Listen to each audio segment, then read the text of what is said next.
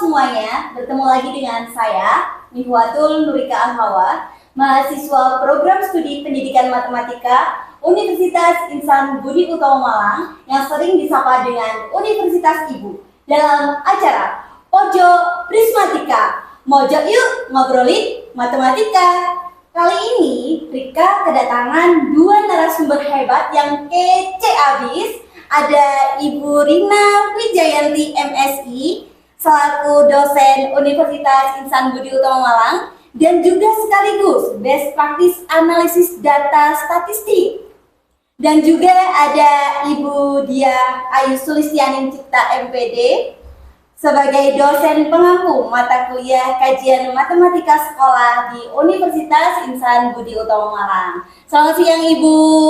Siang Rika. Selamat siang. Sehat Ibu? Alhamdulillah. Alhamdulillah. Teman-teman semuanya, ngomongin soal matematika nih ya. Kita kali ini tuh akan membahas tentang statistika. Penasaran kan? Apa sih yang dimaksud dengan statistika? Kayaknya saya mau ngobrol sama Bu Rina nih, selaku best practice dari analisis data statistik. Bu, ngomongin soal statistika, apa sih Bu yang dimaksud dengan statistika itu? Baik Nurika, jadi statistika itu adalah ilmu. Sebenarnya itu ilmu seperti apa?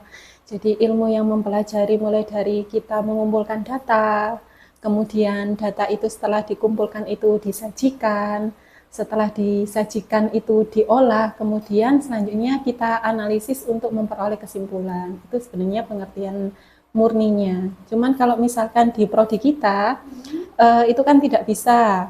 Maksudnya mulai dari mengumpulkan sampai menarik kesimpulan itu disajikan dalam satu kali pertemuan atau satu kali mata kuliah kayak gitu. Maka di prodi kita itu untuk statistika itu ada mata kuliah analisis data statistik, ada mata kuliah probabilitas, dan ternyata juga dalam mata kuliah kajian matematika sekolah ada statistiknya juga. Jadi nggak hanya di statistikanya sendiri ya Bu ya? Iya. Di kajian matematika sekolah juga ada statistikanya ya Bu? Ada sih, tapi hanya satu bab mungkin ya. Jadi hanya mungkin kalau kita bahas statistika yang di kajian matematika sekolah itu sekadar cuplikannya saja gitu kan.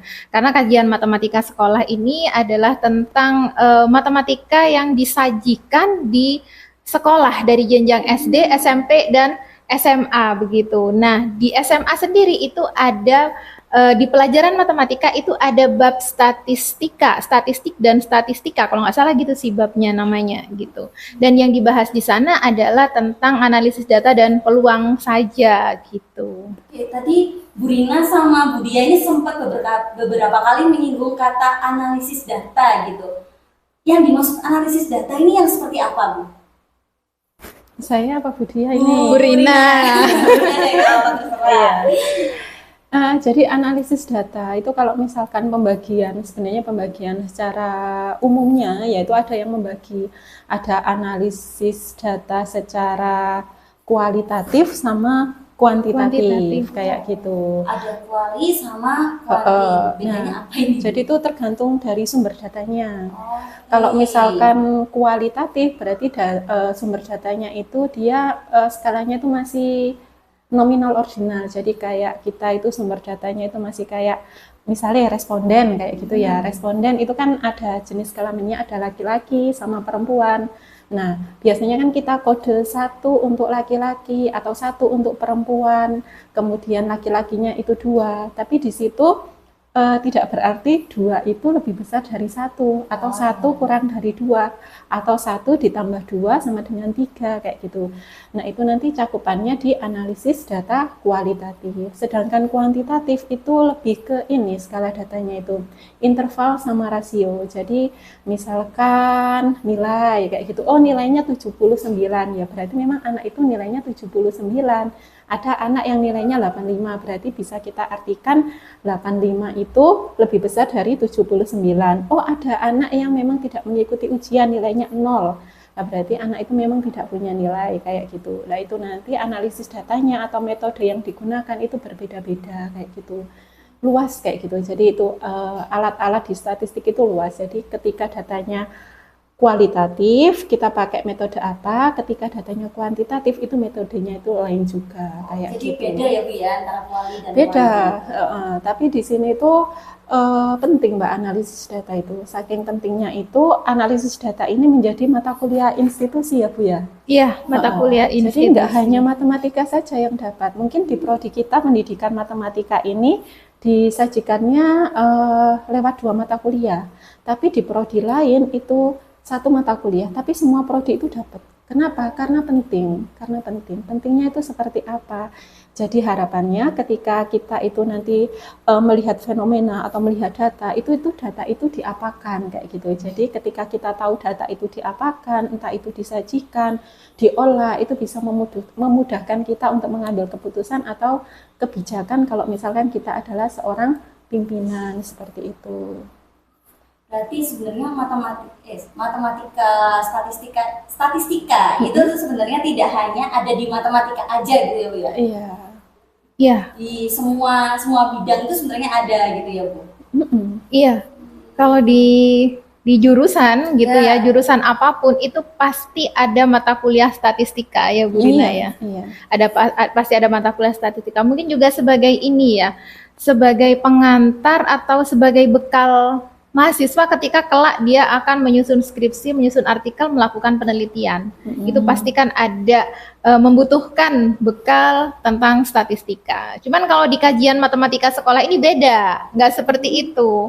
Kalau di kajian matematika sekolah ini tujuannya adalah bagaimana agar mahasiswa itu nanti mampu mengajarkan statistika kepada siswanya. Jadi beda di sekolah. Jadi beda arahnya. Jadi bukan ke bagaimana agar mahasiswa mampu menganalisis data, menghitung dan sebagainya itu seperti yang ada pada mata kuliah yang statistika tadi yang disebutkan Bu Rina, tapi kalau di kajian matematika sekolah ini adalah bagaimana agar mahasiswa nanti mampu menerangkan atau menjelaskan atau mendampingi siswanya dalam belajar tentang statistika. Seperti itu.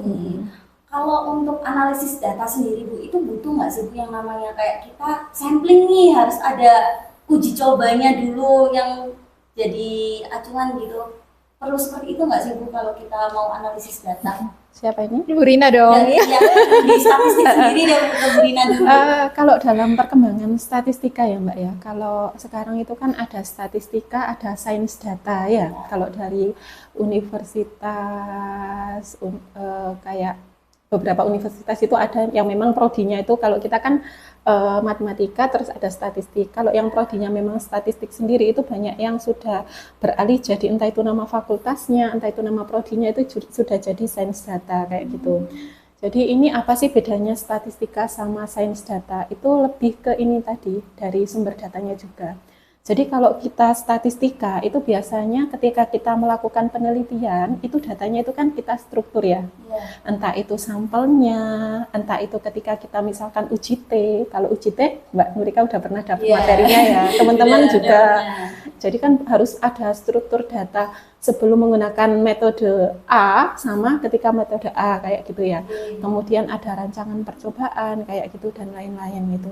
Itu semuanya itu kita kita atur lah, kita atur gimana bentuk datanya agar nanti bisa kita olah. Di perkembangannya yang sekarang itu sains data itu lebih ke segala sesuatu aktivitas manusia itu menghasilkan data. Nah, jadi kita berjalan dari rumah ke kampus menghasilkan data. Hari ini ada data, besok ada data, 1 minggu kita punya data 7 kali, 1 bulan kita punya data berapa kali kayak gitu. Itu baru data dari rumah ke kampus. Belum aktivitas yang lain, misalkan pembelanjaan, atau misalkan tagihan listrik, atau mungkin pendapatan di luar gaji, kayak gitu, semua aktivitas manusia itu menghasilkan data. Nah itu sekarang makanya banyak yang awalnya itu statistika, sekarang beralih ke sains data, seperti itu. Karena segala aktivitas manusia ternyata sekarang bisa didatakan. Dan sekarang sudah banyak aplikasi-aplikasi yang support ya Bu ya? Iya. Kayak kita langkah kaki itu aja, itu ada aplikasinya. dan juga banyak aplikasi yang lainnya juga banyak kayak gitu untuk menghimpun data itu semua. Karena memang dunia itu sadar segala aktivitas manusia menghasilkan data, dan ketika dunia itu sadar itu pasti akan diolah. Oh, kalau misalkan datanya seperti ini, kalau misalkan kita mau membuat kebijakan atau membuat komersial atau industri yang lebih lanjut, maka produk apa yang harus dihasilkan perusahaan kayak gitu. Ya Bu, kalau di kajian matematika sekolah nih Bu, itu ada teknik sampling data atau enggak ya Bu?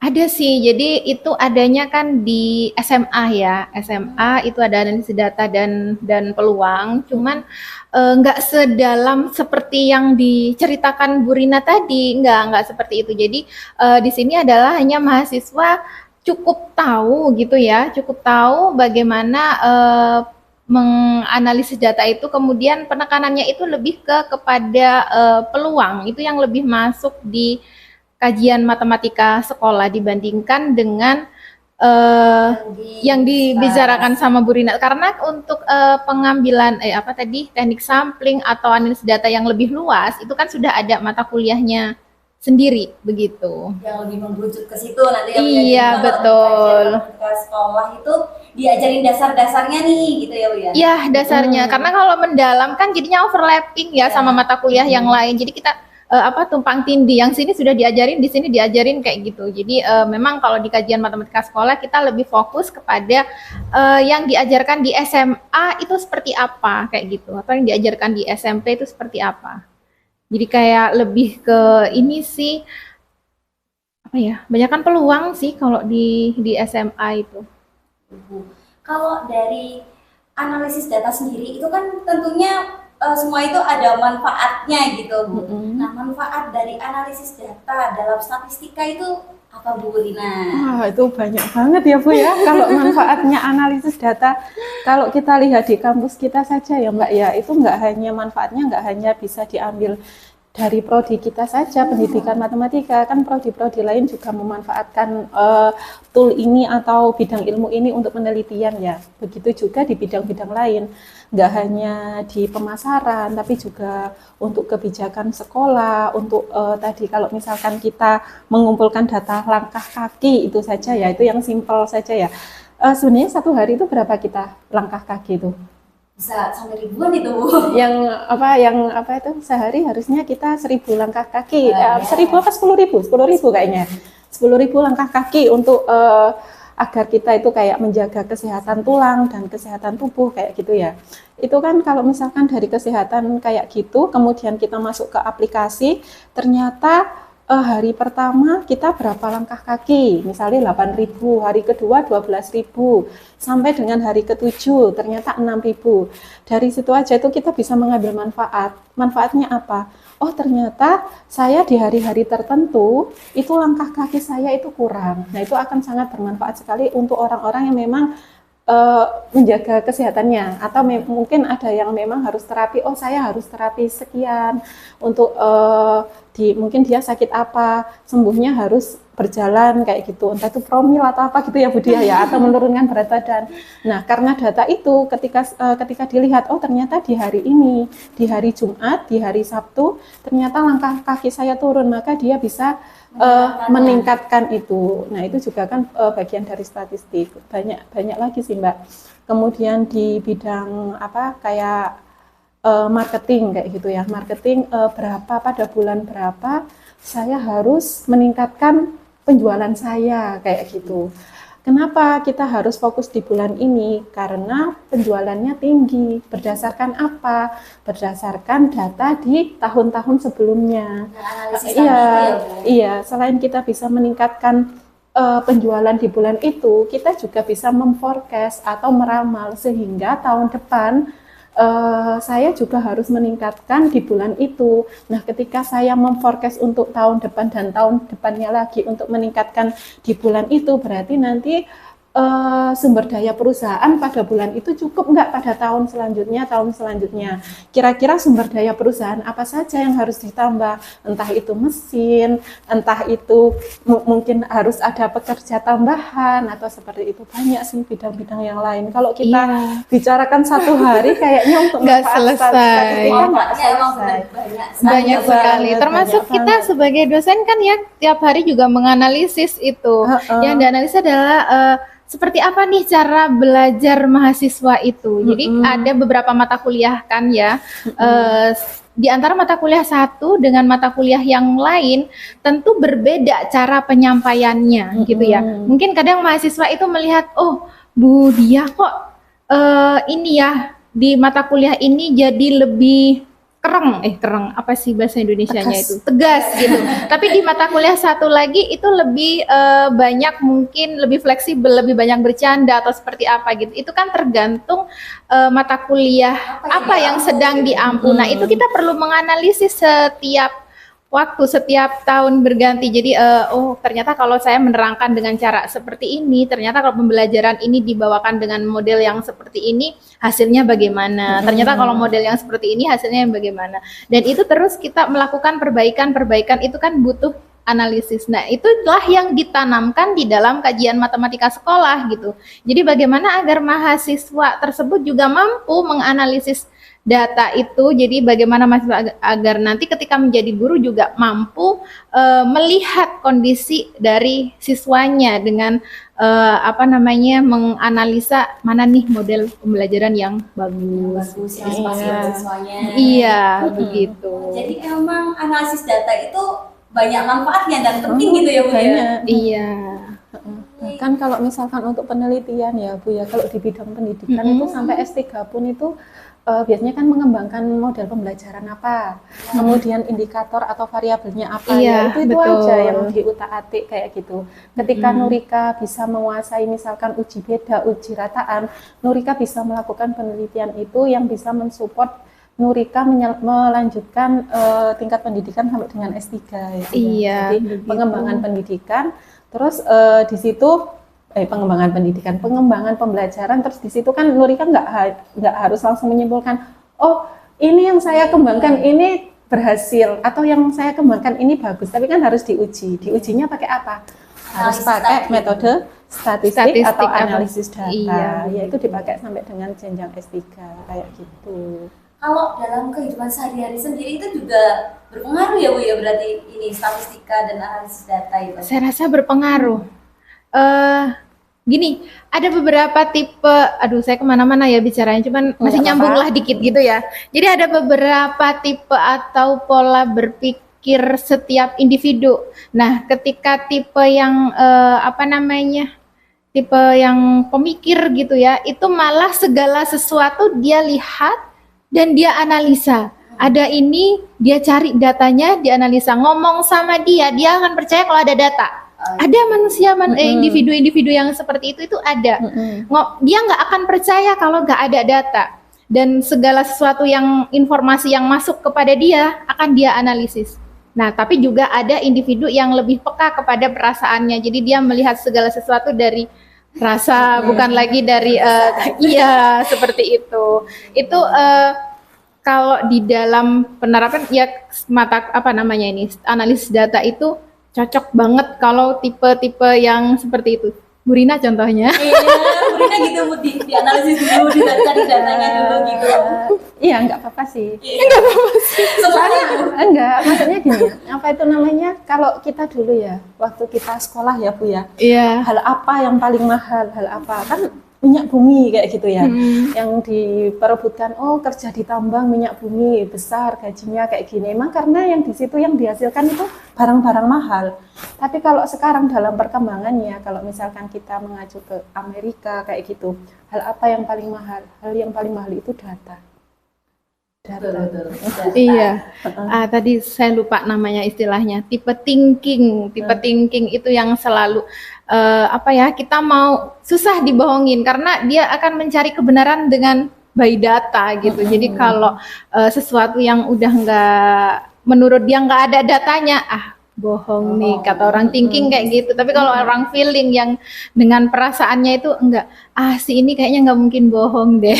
Tapi datanya nggak ada nih. Tapi datanya nggak ada, tetap dipercaya. Nah, kalau di statistika ini kita berpikirnya seperti orang thinking, ada datanya tidak gitu. Dan apakah ada bukti nyatanya gitu. Iya, baru setelah itu kita perlu analisa. Nah, jadi kalau belajar statistika mungkin kita akan memposisikan diri sebagai orang yang thinking, yang segala sesuatu harus by data itu tadi.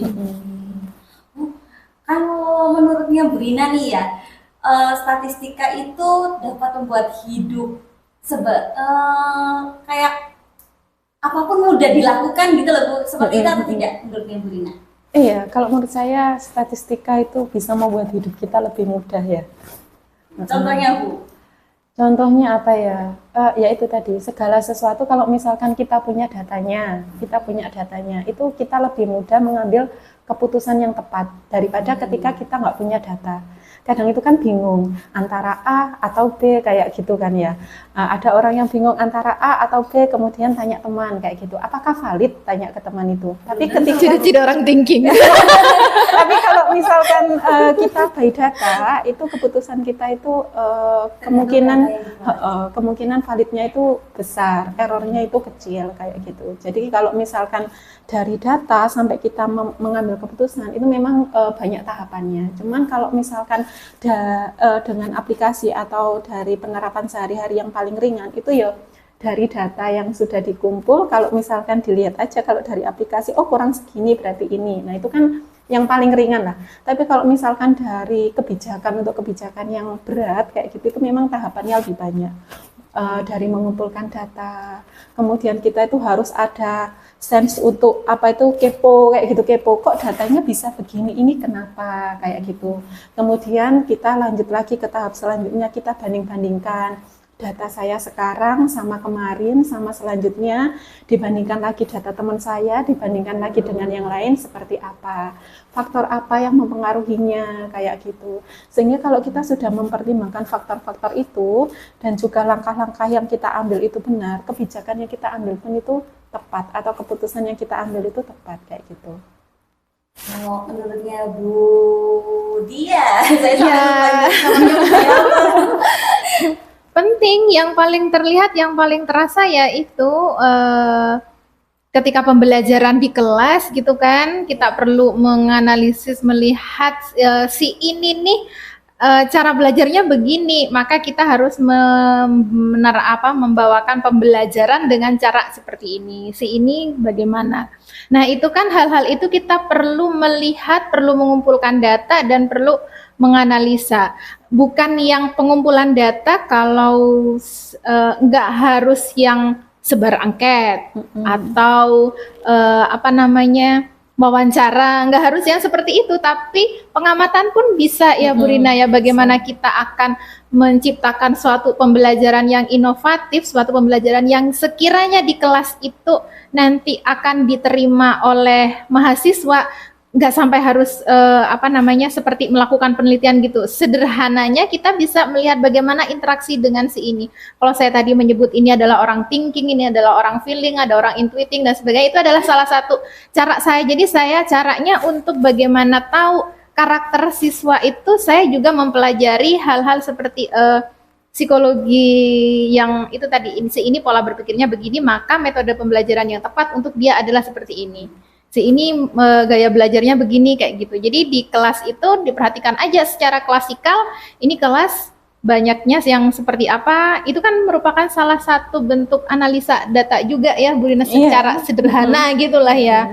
Ya, itu yang kalau menurut saya ya penting, karena saya juga melakukan itu setiap hari begitu. Tanpa kita sadari kan? Tanpa kita sadari, iya. Tanpa kita sadari. Nah, karena bermanfaat itu dikembangkan sebagai cabang ilmu itu tadi, kemudian disebarkan ke banyak orang. Bu Dia, ini saya lihat di sini ada buku kajian matematika sekolah nih. Iya, benar. Itu adalah buku pegangan kita. Boleh mau dilihat? Boleh lihat, Ibu? Boleh. Ini masih plastikan. Masih tersegel. Ya, boleh silakan. Ya, buka aja. Saya buka. Permisi ya, Bu. Iya. Boleh. Wah, ini bukunya Wah, ada namanya Budia juga di sini sama dosen-dosen lainnya. Iya. Iya, ya sebagai pengampu mata kuliah masa namanya nggak ada di situ. Jadi buku ini disusun oleh kajian saya sebagai pengampu kajian matematika sekolah dengan beberapa tim dosen di prodi kita juga di situ ada penulis dari Universitas Flores yang di sana juga karena kita ada mata kuliah kajian matematika sekolah ini. Kajian matematika sekolah ini menerima hibah pembelajaran daring kolaboratif dan kita bekerja sama atau kolaborasi dengan Universitas Flores begitu. Nah, di sana kajian matematika SMA nama mata kuliahnya di sana. Jadi sebagai dosen pengampu dan beberapa dosen yang juga terlibat pada kajian matematika SMA ikut menyusun buku itu. Dan ini salah satu buku yang dibuat ya Bu ya. Iya, Buka begitu. bukunya susah, bukunya buka hatinya dia. Waduh. Yang saya lihat ya Bu ya. Boleh. Dan yang kalau kita statistika bab terakhir. iya yang kita bahas sekarang adalah yang statistika itu. Bu, di sini itu kalau saya lihat ada tentang peluang juga ya ternyata di statistik. Oh iya betul. Jadi kan kalau di pelajaran SMA, bab di SMA itu yang dibahas di statistika itu lebih ke peluang. Tadi sudah sempat saya singgung sedikit gitu ya tentang peluang. Jadi memang yang di situ, tapi ini yang diajarkan kepada mahasiswa adalah bagaimana agar mahasiswa mampu ketika mengajarkan atau ketika menyusun pembelajaran peluang di sekolah nanti. Jadi bukan materi tentang peluang, tapi bagaimana agar mahasiswa mampu mengajar peluang, gitu ya. Mengajar peluang, ini maksudnya ini seperti apa Bu? Jadi begini, untuk kajian matematika sekolah sendiri, ini kan mata kuliah ini diberikan kepada mahasiswa jurusan pendidikan. Tidak ada kajian matematika sekolah untuk matematika murni, misalnya begitu kan istilahnya ya. Kenapa? Karena kajian matematika sekolah ini tujuannya adalah menyiapkan agar mahasiswa itu mampu menjadi guru. Ketika di situ bab pertama adalah tentang bilangan asli gitu ya. Iya, betul. Kalau cuman ngomongin bilangan asli, bilangan asli, bilangan bulat gitu kan, itu kan hal sederhana dari SD mereka sudah dapat. diajarin, Tapi yang ada di kajian matematika sekolah itu adalah bagaimana agar mahasiswa itu mampu mengajar itu ketika sudah turun terjun ke sekolah begitu, ketika sudah menjadi guru. Demikian juga dengan materi peluang. Jadi bukan hanya sekedar mampu menghitung menghitung peluang melakukan analisis data kayak gitu, bukan hanya itu, tapi bagaimana agar dia mampu juga mengajarkan itu di kelas gitu. Jadi lebih nanti ke prakteknya gitu ya Bu ya istilahnya. Iya betul. Jadi bagaimana mahasiswa itu mampu menghandle kelas untuk sama-sama belajar tentang peluang. Karena di sini kita juga menyiapkan mahasiswa itu, kalau sekarang kan kita menyesuaikan kurikulum juga. Kurikulum Merdeka adalah bagaimana siswa lebih banyak praktek ya dibandingkan hanya mendengar penjelasan dari guru. Nah, kita menyiapkan mahasiswa itu pun seperti itu, bagaimana dia bisa menciptakan kelas yang dia hanya sebagai fasilitator, sebagai pendamping agar siswanya yang mampu menemukan atau merumuskan atau belajar tentang materi-materi yang sudah ada di bab-bab itu, termasuk diantaranya adalah statistika dan peluang. Begitu.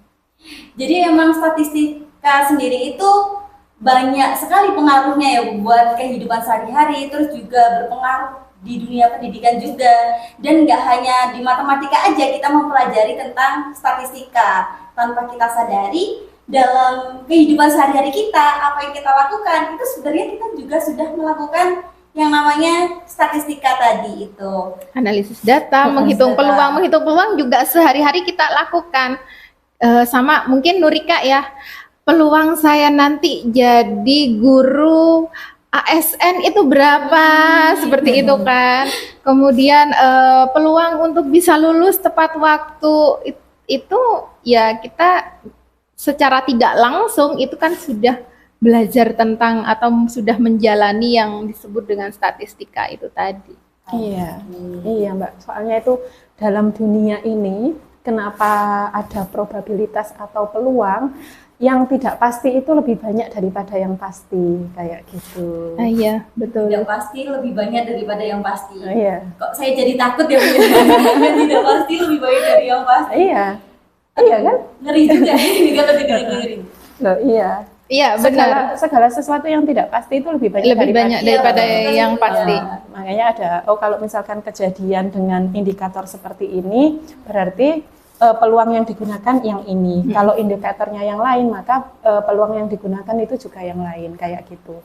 Untuk menjawab ketidakpastian itu ada peluang itu tadi. Ada binomial, ada Poisson, ada Bernoulli, kayak gitu banyak. Ada normal, kayak gitu. Kalau distribusi normal itu kayaknya udah disampaikan ya Bu ya di SMA ya. Oh sudah. Ada tabelnya kayak gitu. Saya juga pernah dapat dari Ibu. Oh iya, masih ingat tapi. Insya Allah Bu, kalau tidak lupa. Gitu, kayaknya cukup itu aja Bu. Iya. Udah banyak informasi nih tentang statistika yang kita dapatkan dari Rina dan juga Bu Dia. Agak belibet ya saya ngomongnya. Statistika. Nggak apa-apa, yang belibet di mulut tapi di hati suka sama statistik. Suka sih Bu. Oke, sip, itu yang lebih bagus. Oke teman-teman semuanya, telah kita saksikan bersama dan telah kita pelajari bersama apa itu statistika dan bagaimana fungsinya, manfaatnya dalam kehidupan sehari-hari kita. Oke teman-teman semuanya, telah kita pelajari bersama tentang statistika dalam pembelajaran matematika dan juga kehidupan sehari-hari. Saya ucapkan terima kasih kepada dua narasumber kita pada hari ini telah meluangkan waktunya. Terima kasih Bu Rina. Sama-sama. Terima kasih Bu Dia. Semoga berkenan. Oke teman-teman semuanya, sampai jumpa di podcast yang akan datang. Jangan kemana-mana. Akhirul kalam. Wassalamualaikum warahmatullahi wabarakatuh. Waalaikumsalam warahmatullahi wabarakatuh.